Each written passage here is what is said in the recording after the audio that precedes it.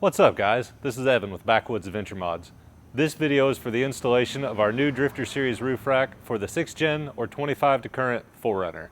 Now it works with all trim levels and it's a simple, no drill, no modification install that you can do by yourself in your driveway. These share the same features as our other DRIFTR series products. They're all aluminum, they use these beefy 1x3 extrusions, and you can mount our DRIFTR accessories such as the deck panels or the awning mounts. Now let's start with the side panels. They're 1/4 inch aluminum and they're pre-drilled every 12 inches for the extrusions or crossbars, and if those locations don't work out, these slots allow you to pick pretty much universal locations for your crossbars. You'll also notice we have a couple grab handles on each side, 3 on this model, and they're compatible with the Agency 6 handles, so these pre-drilled holes are for the Agency 6 handles. Moving on to the front fairing, also 1/4 inch aluminum. We have pre-drilled for a 40-inch light bar, or if you want to mount multiple lights or accessories, we have these slots that we've developed that accept 3/8 and 1/4 inch hardware. Moving on to the rear fairing, the same slots, and these are knockouts for chase lights. Now, if you don't want to run chase lights, you leave them as is. It's kind of a cool look. And if you do want to run lights, you zip through these 4 little tabs with some sort of small tool or saw, and you'll hang your chase light from this slot. Other items in the box include the hardware kit, edge trim for the front fairing, mounting blocks, your rear and mid mounts, and the front mounts. Step 1 is removing the factory roof rack. This is really easy, it just bolts in, but we do have to pull these covers off. They're snapped on really tight. These covers are gonna snap up and then pull away from the rack. So the front ones go forward, the rear ones go backwards. A little trim tool will help, but it's a pretty tight snap.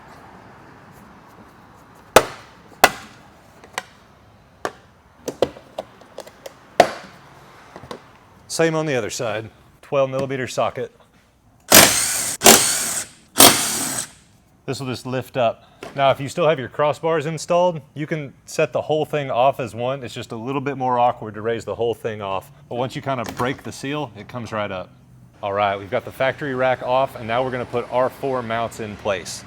You'll use these stainless metric bolts from your hardware kit with the matching stainless washers. You may have a few extra because we share this hardware kit across a few different roof racks. You'll also need these plastic mount blocks as well as these mounts. There's 4 that are alike. You'll use them on all 4. Now I'm going to prep the area and get ready for some silicone. It was wet this morning, so there was a little bit of water inside here, which brings me to my point about the silicone. I've seen a little hesitation from a few people asking why silicone. Is it permanent? Is it going to cause any harm? And the answer is you always want to use silicone. It's going to keep water from getting in and potentially damaging your headliner or causing maybe some other issues. So it's not permanent. If you decide to take it back later, it'll peel right out, and it's extra protection that I 100% recommend. So we're not going to put it in now. We're going to put these mounts in dry and go back and silicone them later so the silicone doesn't set up during the process before we get it tightened down. You'll use this mounting block and center it over these tubes that stick up. It'll kind of self-align. Grab the mount and the bolts with the washers. And I'm going to run these in so that they're almost tight, but I still want to be able to adjust this. Okay, we'll do that on the other 3. With the mounts in place, now we're going to hang the side rails. I've got my hardware prepped ahead of time since I'm hanging this by myself. You're going to use the 1-inch long black button head bolts out of the main part of the kit and a black flat washer. This is one of the only places where I use a flat washer on the outside of the rack. For the rest of the rack, including where the extrusions are, I prefer no washer because it's a cleaner look, and they're not necessary because the holes are laser cut to the proper side. But here, we're putting the bolt through some slotted holes, so the washer is going to be valuable. So in the rack, you have 2 places where there are slotted holes. One near the middle, towards the front, and one near the back. These are the holes that you're going to use to hang it on the mounts. So if you're doing it by yourself, the most important part here is to not scratch the vehicle. So I'm going to put one in carefully, and just so you're aware, we have these holes dialed in so that even at the bottom of the slot, you can let it rest and it won't sit on your paint. So I'm going to kind of hold that in place and throw a nut on it temporarily, since I don't have somebody here holding it. Now I can put the back ones in. I'm going to use a washer, a lock washer, and a hex nut on the inside. And I'll finish putting the rest of these in, and I'll do the same thing on the other side.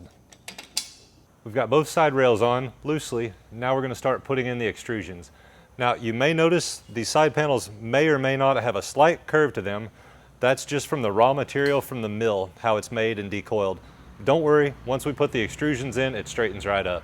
So if you're working by yourself, this is another point to be careful.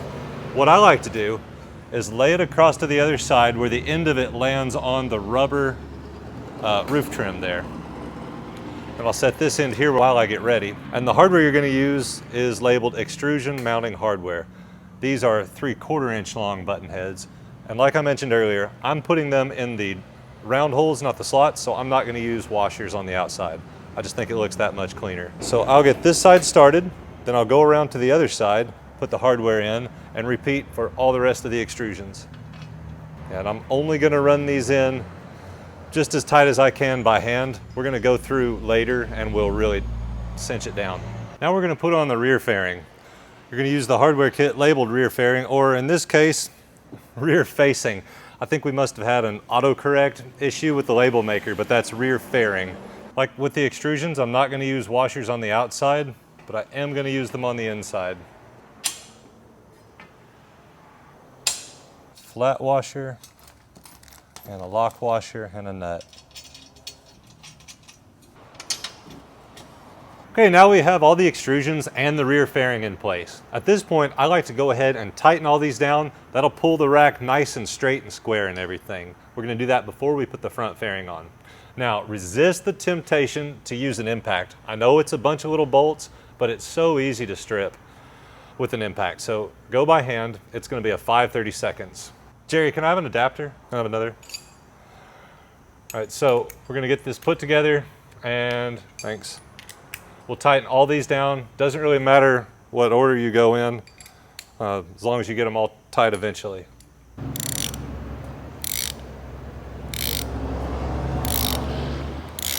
Jerry. The extrusion's tight. Now we're going to hit the back fairing. The nut on the inside uses a 7/16. At this point, with everything tightened down, the roof rack is really one square, nice, rigid piece. So this is the right time to anchor the mounts to the roof. So before I pull the bolts out, I'm going to do it one side at a time. I'll pull these 4 bolts out, I'll lift it up, I'll put down the silicone, then I'll put it back in. As we put it back in and tighten them down, this is going to be the time also to center the rack. Now this one's pretty easy because the front mounts, they don't move much left to right. You're pretty much at the extremes of the slots. The rear mounts have very little adjustment, less than 1/4 inch. So you might just take note now so that you know where to tighten it down when the time comes. You just want the left and the right mount slots to look about the same, which is where I've got them now, and it's pretty evident that it's centered when you look down at it. So I'm going to take the bolts out of this side, use that 13mm again. We're going to go ahead and put the silicone in now. The cap has a nice little puncture tool built in. So puncture it. If you get a little on your roof, it's okay. It will come off after it dries. And to make it easier on myself, I'm going to use this box to hold up this side of the rack. Now you could have a helper do it, or you can actually hold it with one hand and do the silicone with the other, but this is going to be a little simpler. So I'm going to put the silicone in a couple places. I'm going to run a bead around the outside of each hole, and then also on the bolt itself so that the threads are protected. So we're going to make sure no water can get in anywhere.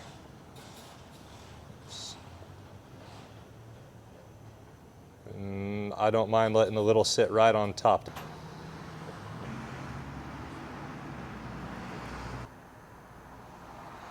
Same thing on this one. All right, now we're gonna take this box out, set it down in place.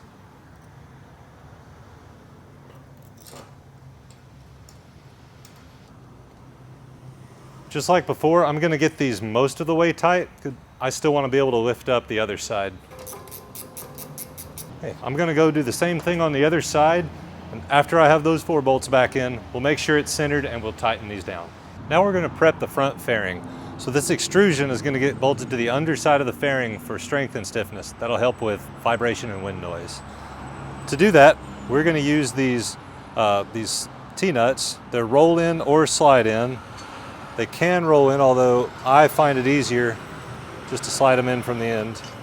Oh, see, that one's gonna roll in anyway. Okay, so we're gonna align these best we can ahead of time so that the threaded portion is in line with these holes in the fairing. So I'm gonna put all 8 of these in. Now I'm gonna flip the fairing over on top, and it should line up pretty close with all these.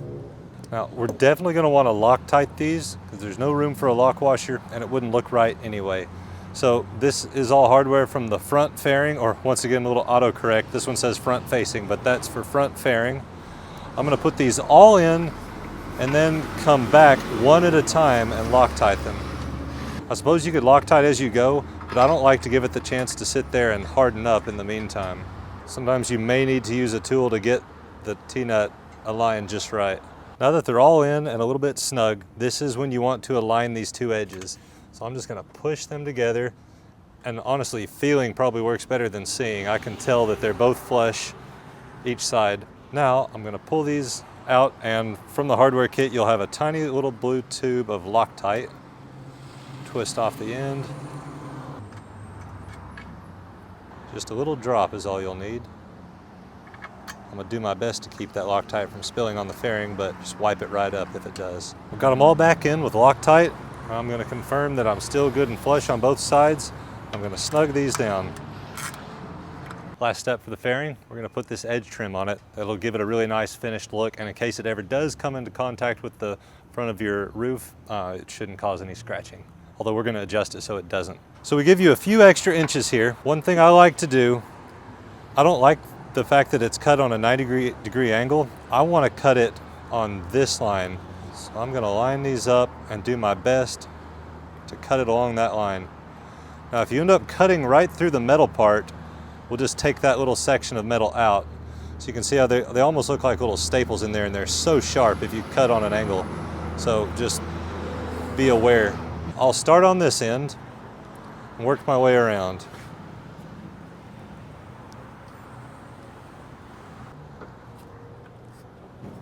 Same thing over here.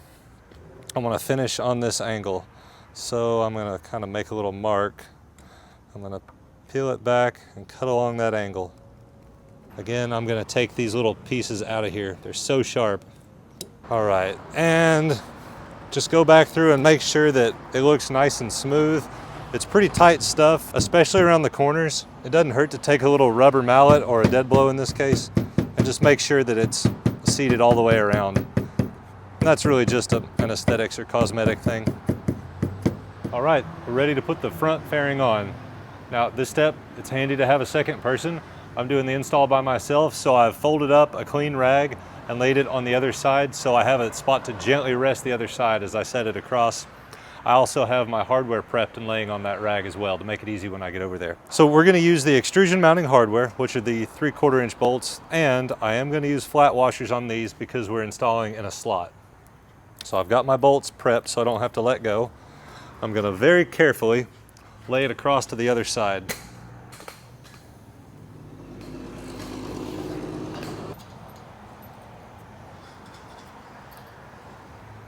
Okay, now to the other side. We're gonna go ahead and tighten this down so it's firm while we're doing our final adjustments. I'm gonna start at the top to be safe. You can always drop this down, and reasons for adjusting this are twofold. One, for looks, after we get the rack adjusted height-wise, you can set this gap for what you think looks best. But also, and more importantly, this can affect wind noise. So if you're getting too much wind noise, try raising it or lowering it to fix it. So I'm gonna start at the top, like I said, just to be safe.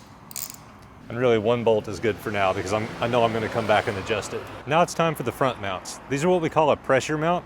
We're gonna use some 3M double-sided VHB tape, not to actually hold it to the roof, but to prevent vibration. Pressure is gonna hold this to the roof. We give you a full roll. You're only gonna need a few inches. Tape it to the underside of this mount, and you're gonna use bolts from the main hardware kit, the roof mounting hardware. They're the 1-inch long button head bolts with a washer because we're going through a slot. And on the inside you use flat washer, lock washer, nut like always. You can go ahead and peel the red backing off this, which always seems to be the hardest part. All right, these are gonna mount on the inside of the rack oriented like this, so that this smooth side is gonna mount to the inside of the rack at these front slots.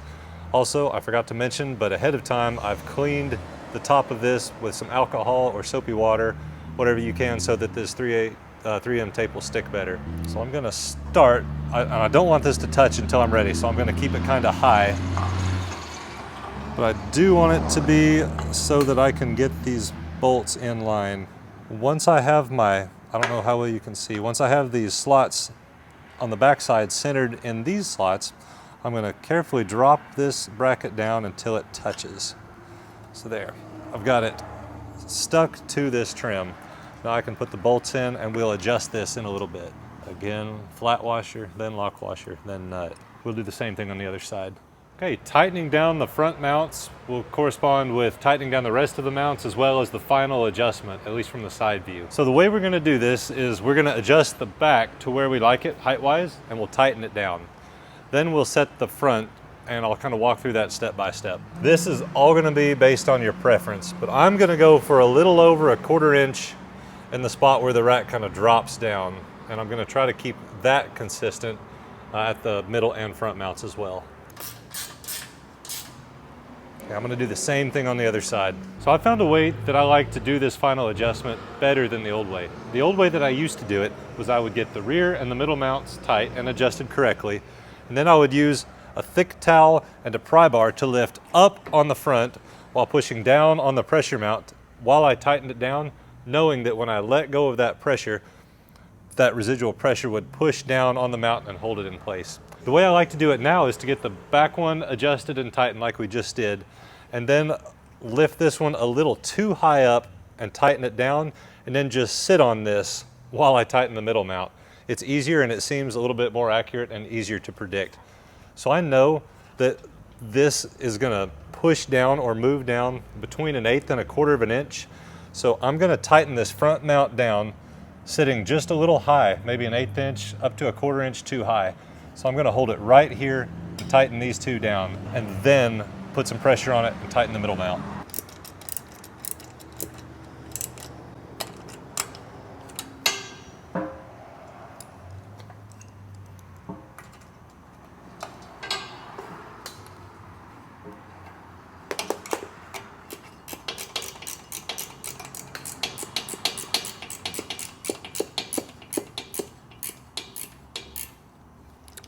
I'm gonna test that by putting some pressure down on it. So it's actually a little low, so I'm gonna raise the rack compared to this mount just a little bit more. I've got that where I like it with some weight on it, and I'm just gonna sit here and tighten these middle mounts down. You'll get a better grip from your hardware if you do the final bit of tightening on the nut side instead of the bolt side. So I'm gonna use this to get it close for convenience, then I'll do the final torque with this. You'll notice how much more you're able to put on it. All right, we'll do the same thing on the other side. All right, last step is gonna be adjusting this fairing. I do think it was too high, so I'm gonna drop it down, and what I pick for this vehicle won't necessarily be the same for you. I think all the way down in this case is a little too tight. Again, we may experiment with some wind noise. It's kind of arbitrary. I think this looks about right, and just so I know how to do the other side, I'm just gonna look at this gap after the washer. I've got about a 1/16 of an inch of the slot that I can still see, and that's how I'm gonna match the other side. After you've done this, make sure you hit the other side. Like always, go back around and make sure that you've tightened down all your bolts, and that's gonna wrap it up. Thanks for watching. Be sure to check out the accessories we have for this roof rack at backwoodsadventuremods.com.